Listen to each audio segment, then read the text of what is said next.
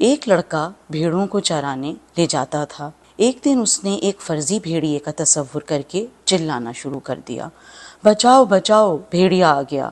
کسان بھاگتے ہوئے آئے اور انہوں نے کیا دیکھا کہ ایسا کچھ نہیں ہے۔ لڑکے نے ایسا کئی دفعہ کیا۔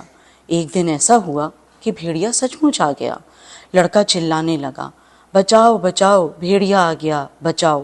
لوگوں نے سوچا کہ لڑکا ہمیشہ کی طرح آج بھی جھوٹ بول رہا ہے، اور اس کی طرف کسی نے توجہ نہیں دی۔ بھیڑیے نے دیکھا کہ اسے کوئی خطرہ نہیں ہے تو وہ بھیڑوں کے غول میں سے کئی بھیڑیں کھا گیا۔